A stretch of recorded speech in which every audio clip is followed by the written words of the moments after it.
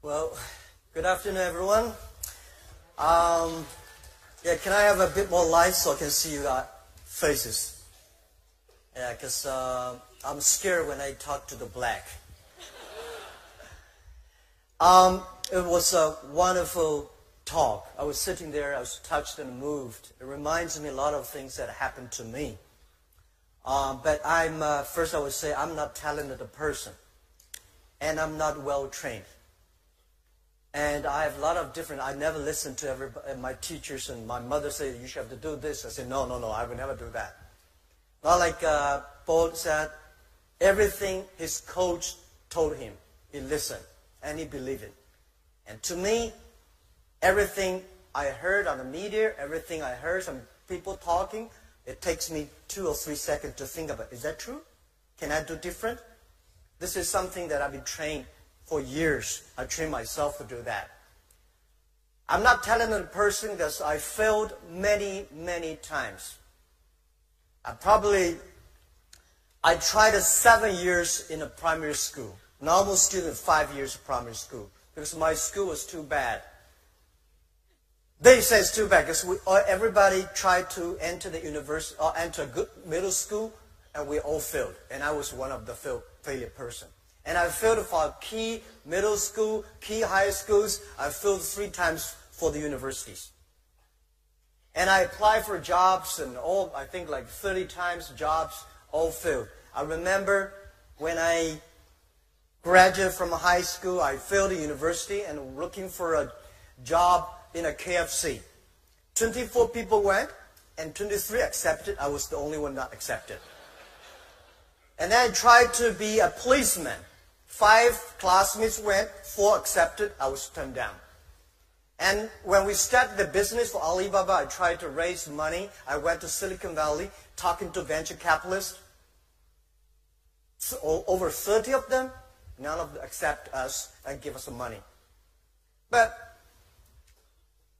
I think the very interesting thing that I do is that because so many mistakes we made, that trained me. Every mistake, every setbacks, every time people refuse us, I take this as a training course. And I don't think that today when people say, I'm disappointed because I'm rejected by this company, or I'm rejected, I failed. To me, I think if you are rejected by people, that's very natural. If you're accepted by people, that's not natural. Right? When I started the business, tried to sell my products. Every day I have a lot of cold calls, go out meeting customers. I tell myself before I go up, today I'm going to meet 12 customers. I have no chance to win. Not even 1 chance. And then when I came back, there's no chance. I say, see how good I am. I know there was no chance. If I got a 1, I say I would do better than I expected. So every time, every mistake we make, it's a great treasure of your future succeed. And I would say today there are a lot of books about Jack Ma, about Alibaba. But none of the books I read for myself, I wrote myself. I don't think I should write a book. Because when somebody starts to write a book for himself, he's old, he's going to retire.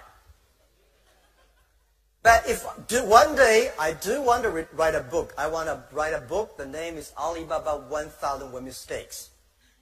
It's the mistakes that make us different. Every time we learn, and every mistake we make, we check ourselves. I find a lot of people fail, always think, I failed because of that guy's fault. Every mistake we make, every time we fail, it's our fault. It's my fault. And how we can correct. How can we do better next time? I start to share a lot of my experience and ideas with many entrepreneurs in China. I want to tell them the thing they should learn is the failure stories of the others. My training course is the failure experience.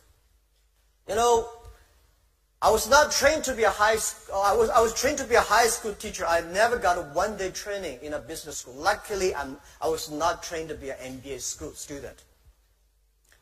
I sent a lot of young people went to MBA schools past years. They were very smart before they go. When they came back, they're all stupid. Because they think this is a professor thing, this is economist thing, this is, we should do that. Because they were so active in thinking, but when they came back, they're like frozen. And the school that I'm setting up in China for teaching entrepreneurs and helping entrepreneurs, most of the case studies are the case studies that is a failure stories. Why people fail. Most people fail. It's just like going to business. It's like going to the battlefield. Only those people who survive, they are the winners. So when you go to the business field, you have to learn what are the mistakes the other people make. And don't worry, I think most of the mistakes, how stupid that guy is. How can you make a mistake like that? You will. You will. So I try to teach myself. I read many, many case studies that why people fail. And constantly conscious, this guy is so smart. If he fail in this way, why I have a chance to win? So the more you learn about that, that will make you more positive. And the other thing I want to share with you guys is that always use your own mind to think. The difference between you, your education, your background, your experience are so different. So you should not always follow the others, but follow your own rules. When I compete with those people who are very experienced and old, I say, wait, give me 30 years. When he's getting old, I have my chance. When I compete with people who are rich, can do anything, I say, yes, let's compete 15 years later. I prepare now. So always you have a chance to win. If you really, I'm lucky enough to meet a lot of people in this world. They're very successful people. Bill Gates, Warren Buffett, and even Steve Jobs, and a lot of people. I found those people who successful, they have some wonderful characters, like Usain Bolt. They are optimistic. They never complain. If you're not optimistic, you have no chance to win, right? And if you complain, well, when I complained a lot when I was young. I said, wow, when I want to do some software, Bill Gates did it. When I do this, and that guy did. Right? When I want to have some fried chicken, KFC did better than we did. And we always try to be as successful as Bill Gates. It's impossible. There's only one Bill Gates. A lot of people say, well, Bill Gates did not finish Harvard, so I should leave Harvard. There's only one Bill Gates. So, I think those people, they are always very optimistic. They always see the brighter future. And even also, they never complain. Because when people complain, they are losing opportunities. They are blind their mind. So later I learned, where is the opportunity is. The world is full of opportunity if the world is full of complaining people. If you can solve the problem that people complain, that's the great opportunity. And I find many of my friends in the high school, universities, I met them these years. The only thing I found that they are still complaining. Well, don't laugh. We have a lot of people complaining in this world. That's why those people never make progress. And we have to say, when you complain, think about how can you solve this problem. So, I think the world is changing so fast. You cannot stop it. This is the best time, and this is also the worst time. But it depends on how is your attitude. I think it is the best time of the century. The human beings have never been that lucky at this time. When you see a financial crisis, you have this, you have that, you have all kinds of problems. But what I see is, it's the signal, it's the symbol that is something big is happening. And we are lucky at this age, at this moment, we are there. The first, I say, the three technology revolutions all fundamentally changed the world. The first technology revolution, the industrial technology revolution, changed the world. Those people who live there, lucky. The second technology revolution Also, the energy, giving a lot of opportunities to human lives. This is the third. And we are lucky. And every technology revolution comes, there is a huge turbulence of the society. It's going to kill a lot of jobs. It's going to create a lot of jobs. And believe me, there's one thing I studied. Every technology revolution takes about 50 years. The first 20 years is about technology. The next 30 years is about utilize of this technology, application of this technology. So the first one that, second one that, this one third. The internet has just passed the 20 years. The next 30 years are so critical to any country, to anybody. Whether you like it or don't like it, a lot of great jobs today you think it's a great job is going to lose. Something new is happening. Something interesting is happening. So if you call last 20 years, it's called internet technology. Next 30 years is called internet time.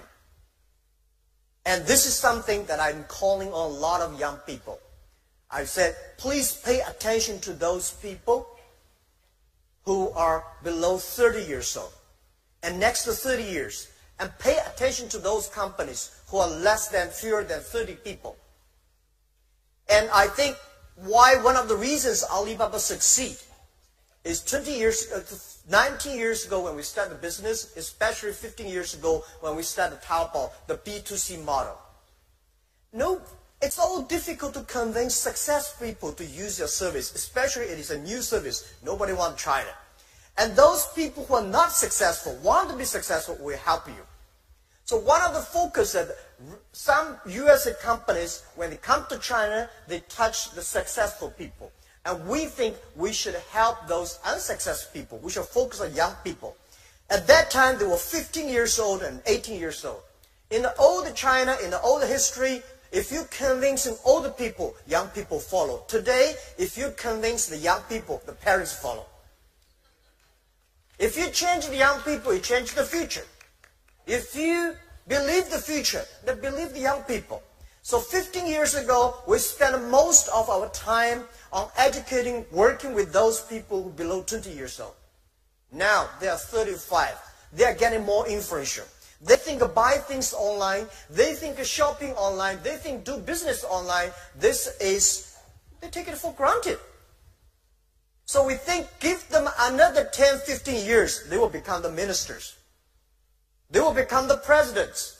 And at that time, the world is going to change. So this is what we believe. And I want to share all the young people here that it's your time. The world, a lot of people are complaining because the internet destroyed a lot of business. It's not internet destroy a lot of business. It's the backward thinking, attitude, close themselves, want to keep yesterday, these thinkings that destroy themselves. And I want to say that people say technology killing jobs. No, every technology revolution create more jobs than people thought. But they create different jobs. This is us. This is the opportunity. For China and Asia, I think there will be several new technology, several new trends that is going to change the world. Let's say new retail, new financing, and new technology, new manufacturing, and new energy. These 5 new things is going to happen, is going to change everybody, every industry, every business in the next 10 to 20 years. What is new retail? So today, e-commerce in China grow that fast. The traditional retail does not work very well. One of the reasons why Chinese e-commerce grows so fast, faster than the USA, because the USA traditional retail was so good. The infrastructure of business was so good, so internet cannot go inside. But in China, the traditional retail is not good. I think Malaysia, Indonesia, the same. Because that is no good. So internet become the key technology. We use the internet to improve the new retail that grows so fast. So I said e-commerce in America at that time was like a dessert. In China, become the main course. What is the new retail? The new retail means online and offline plus logistic together. Working together, it's going to be a new retail. So in next 10, 15 years, there will be no online business, offline business. It's all going to be online, offline, working together. That is the future. And what is the new manufacturing? In the last centuries, right? The manufacturing means scalability. Larger scales, standard. Because when you see Walmart, right, you have an assembly line, you have a standard and cheaper labor cost. And I think this century is tailor-made. Everything should be tailor-made and smart-made. And a lot of things are going to change. When you put an operating system in a phone, making phone calls is only 20% of the use. 80% of the use of the mobile phone today has nothing to do with making phone calls. Imagine if we put an operating system in a car, if we put an operating system in a lights or in any refrigerator or washing machine, the world is going to change. And everything is going to produce money. So the new manufacturing is going to change a lot of industry. Today, if your industry is based on assembly line, standard, and large scale, low cost, low value, low price, you have no future. And the third, new financing. In the past 200 years, the financial institute is trying to focus on 20-80 ways. Everything they do, everything they design is for 20% of the big companies, multinational companies, rich companies. They do not care about the 80% of the companies or consumers, small business that don't have the financial support. So the new financing is using the data technology, using new technology to empower those 80% of the small business, consumers that never be able to reach. This is, the internet is going to change. And I'm sure that a lot of big banks, traditional banks, will cry for that. Today, they are not made for those 80% of the markets, 80% of consumers. And this wave is going to be coming much faster than you think. The mobile technology, mobile payment.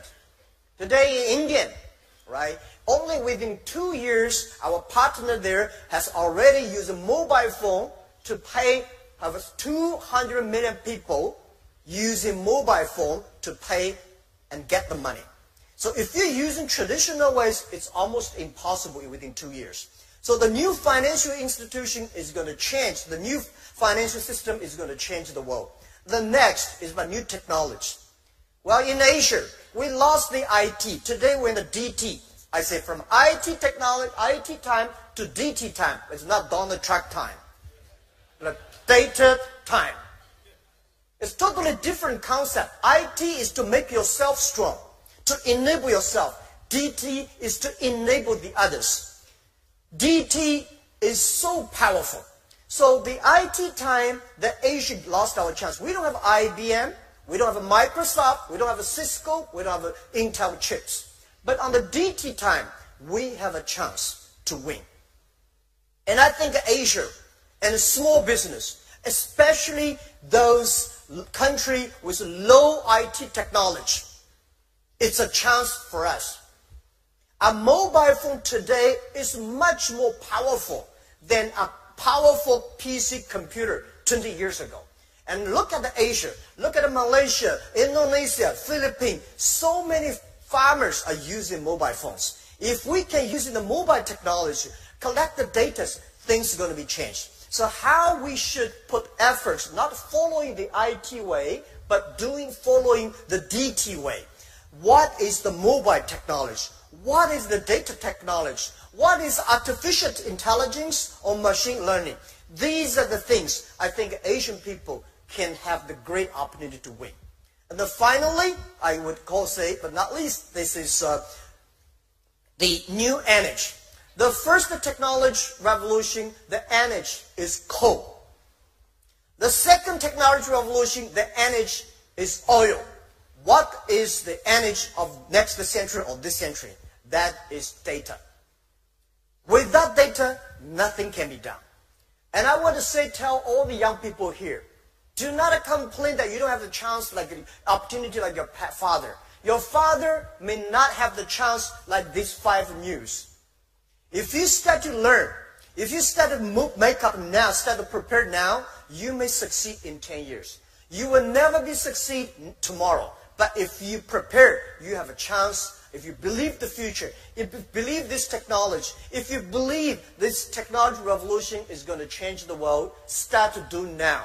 10, 15 years then. What you are today is not designed by yesterday. It's designed by 15 years ago, your effort.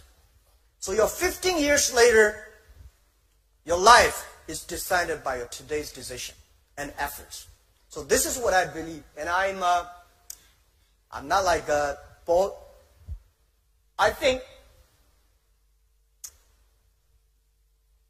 one thing that I always think, we cannot decide which family you were born. If you happen to born in a Bill Gates family, you're lucky.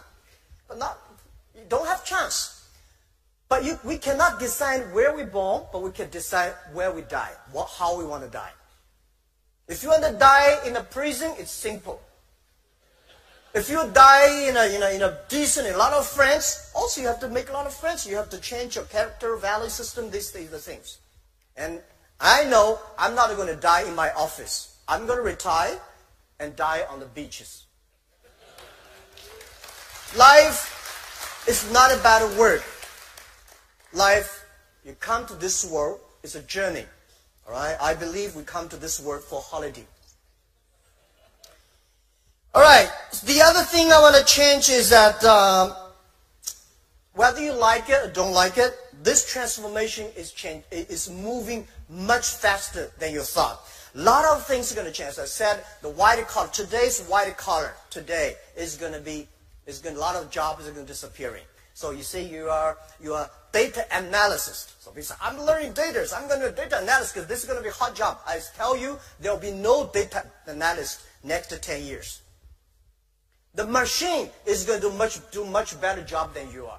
In the past 20 years, we make people like a machine. Next 20 years, we will make machine like people. Machine is going to be more powerful, smart than people. And I think I told my team 8 years ago, I said, in 30 years, the best CEO of that year, of the cover man of Time magazine, will be a machine. You like it, don't like it? Let's wait and see if we can live for 30 years. Because in the past centuries, people the business focus on manufacturing.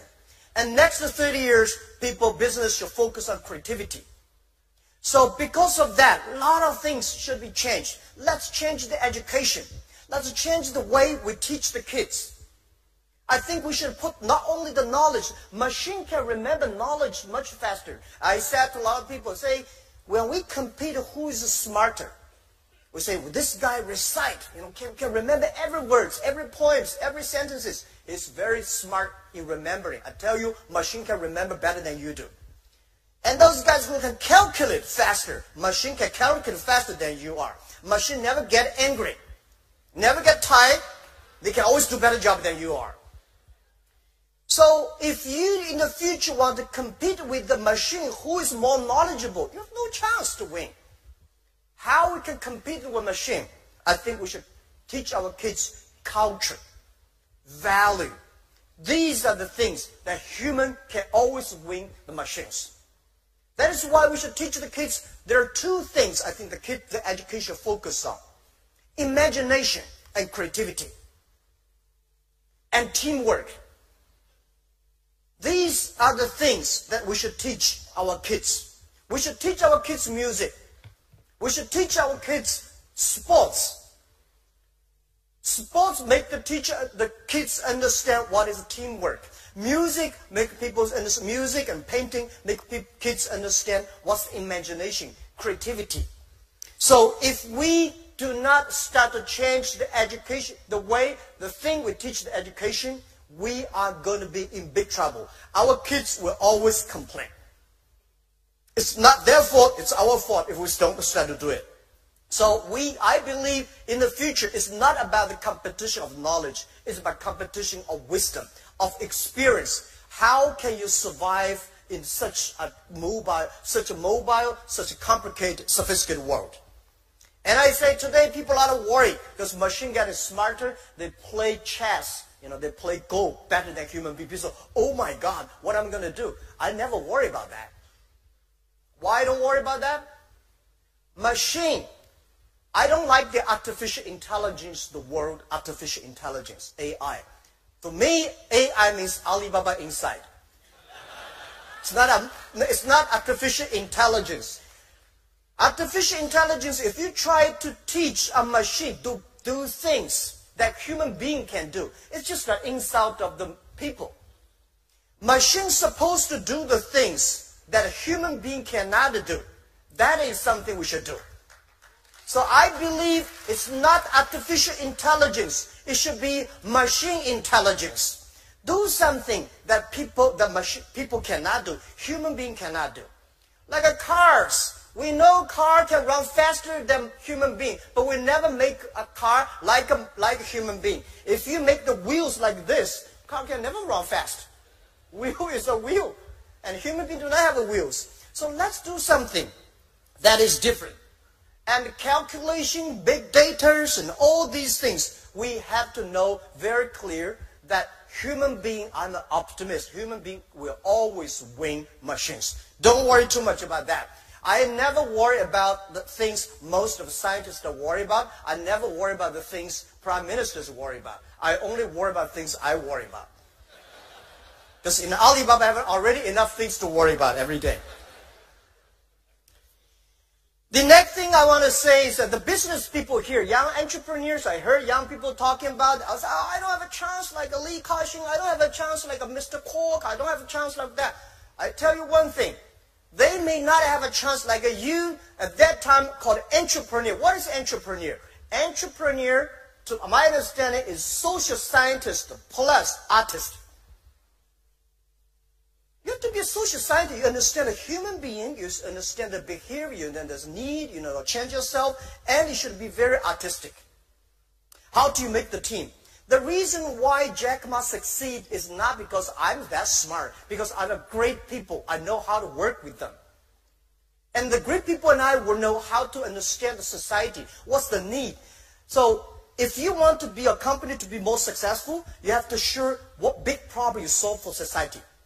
The big problem you solve the society, the big opportunity is, and the more successful you will be. If you solve the problem for your own village, it's a village company. If you solve the problem from a province, you're a provincial company. If you solve the problem for the nation, you're a nation company. This is the responsibility, depends on how you can work on that. And what is entrepreneur is going to transform? Entrepreneur is going to transfer to netrepreneur. Net entrepreneurs. I believe at least 90% of the business in next 20, 30 years will be online. If you do not know how to do business online, normally do a small bit in a business. If you're a small, tiny business, you can only do the local village. But if the size of a business depends the reach of your region. So today, when you use the internet, you can reach the other part of the world, cross the nations, cross the provinces. You understand. It's about respect the other culture, create value for the other people. So I think next 30 years, it's not the world of internet companies. It's the world of those companies who can use the internet better. And this is the opportunity for us. You don't have to know technology, but you have to know how to use the technology, leverage the technology. I'm not trained to be an engineer. Up to now, I still cannot understand why computer can operate. Because I don't know. I mean, it's okay you don't know. You respect the people who know about it. Right? Let those people who know about it. And then for the first 5 years, I was the product tester of the company. Because we work for small business. Most of the small business in the world, they are scared of the high technology. When they think about high technology, they don't want to do it. So I'm the product tester. When the engineers finish the thing, I will use it. If I cannot use it, I say 80% of people cannot use it. Just to throw the rubbish. If I can use it, it's a good product. And I don't want to read any manuals. I just will dump, click, get what you want. And people talk about, if you're an entrepreneur, you have to have money. No, not necessarily. It's not the money make the difference. If money can make the difference, there's no chance for us. One of the key reasons why Alibaba survived for the first 10, 15 years, because we don't have money. For the first 5 years. We did not raise money as much as the other companies. We using every money, every cent very, very careful. Most of the companies at the bubble period, they die not because they don't have money, because they have too much money. When you have a lot of money, you want to have fancy offices. When you have a lot of money, you want to hire those people who are good and famous in the big companies. If your company is not ready, hire good people, hire some multinational companies, professionals. You are killing yourself. Don't do that. It's just like if you put a Boeing 747 engine in a poor tractor, it's going to destroy your tractor. And both sides are frustrated. I made a lot of mistakes on that. So when you don't have money, you will not make stupid mistakes like that. And the best people is not outside your company. The best people are always in your own company. They believe in you. They believe the ideas. And spend time on that. A lot of people love to spend money on the equipment and machines, but not spending money on their people. And spending money on the people, training them, giving them opportunities, and share with them the mistakes, listen to their mistakes, working together. That will make you really good.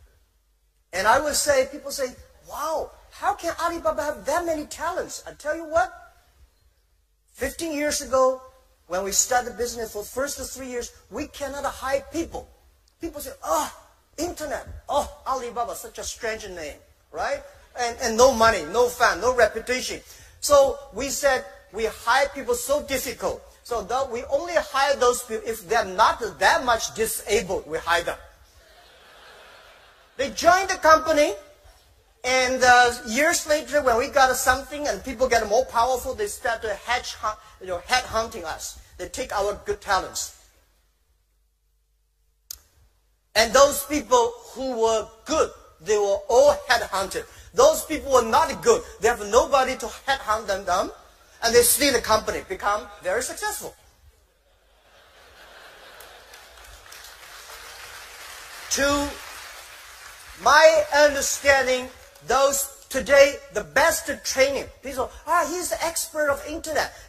Even today, before the data time comes, we already got a lot of data experts. I don't know, where are the data experts? Right? So, I think nobody is expert of the future. The expert of the future is you yourself spending time and learning from all those sufferings. So this is what I believe. And in the future, I believe that, IQ, EQ, right? If you want to be successful, you should have EQ. But if you want not lose, you should have IQ. Remember, that's the difference, right? You want to be successful, you have to be EQ. Because those people, EQ good, easy to get the deal done, understand people, working with the people. But a lot of people make mistakes because their lack of IQ. But no matter how smart you are, the other people are always smarter than you are. So if you want to have the best IQ, hire good people. It's the people, and work with them. It's the people that improving your IQ. And the third, if you want to be respected. A lot of people make money, but never got respect. We have a lot of these people. That is the LQ, the Q of love. So these Qs are very, very important for anybody if you want to be successful. IQ, EQ, and Q of love. All right. The other thing is that the world is changing. I think in the future, next to 30 years, it's not about it's not a competition of muscles. It's not even competition of knowledge. It's a competition of the user experience. It's competition about the care of the others. It's a competition that how you can enable your employees, how can you enable your others, the customers, and the women are going to be more and more important. One of the secret source of our company is women. We got 47% of the employees in our company are women. 33% of the senior management are women. I never thought it was something strange. One day there is an American journalist come to our company and say, Jack, why are there so many women in your company? I said, is that? I never realized that. Because we never think of man and women. Internet is about how you can perform behind the internet. And the very interesting thing is that if you have a lot of engineers and don't have those creative, care for others, people like women, women care the other people much more than men. Right?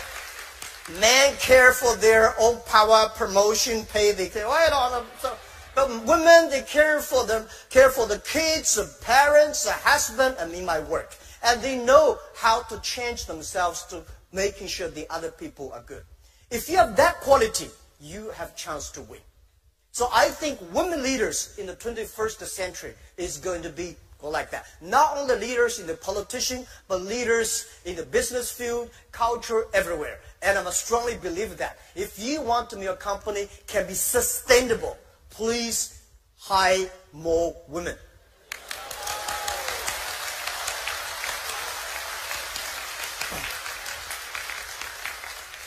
I'm not talking like a politician. I prove it by our company. We're probably the company in China, in the world, the high-tech company, have close to 50% of the employees are women. 33% of the senior management are women. And by the way, we got more than 50% of the power sellers online are women. The power sellers, if you traditional ways, women have no chance. But the online, people only care whether you serve them better or not. They do not, oh, it's women. All right, finally, before we open the questions, because I have a lot of things to share with you. Sorry for I talked that long, because when I have a chance to talk to entrepreneurs, I just feel that I can talk to myself.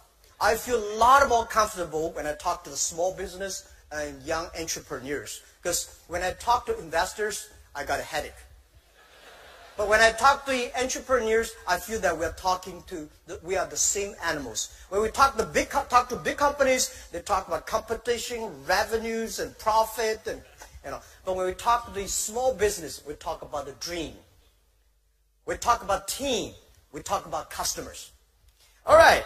So finally, this technology revolution is very scary. It depends on how we use it. How we can work together to solve big social problems. The first technology revolution changed the world, but the result was the First World War. The second technology revolution also influenced the world. The result is Second World War. Now we are entering the third technology revolution. The first technology revolution made the people physical, arm, leg, and stronger, machine. Second technology revolution, people start long distance, train, planes, and they want to get more greedy. They go to the space, go to the moon. But this technology revolution, this time, is the inside world. People should know themselves. Today, we go to the moon, we try to be on the Mars, but we never see the inside of the human beings. So I think this revolution is the liberation of the brains. If we do not deal with it carefully, we'll be big trouble for the world. So the Third World War will happen. But this world is not against each other. This world supposed working together, the war against the poverty, the war against weather, environment, and the war against the disease. These things, if we can use in the technology data, people will be better. So I think the internet, the e-commerce in the next 30, 40 years, if you want to make your business helping others, that the business world is going to be inclusive. The business world is going to be sustainable and make people happy and healthier. That's the future. And your business will be great. So I call happy and health are the double-edged strategy. This is all human beings want.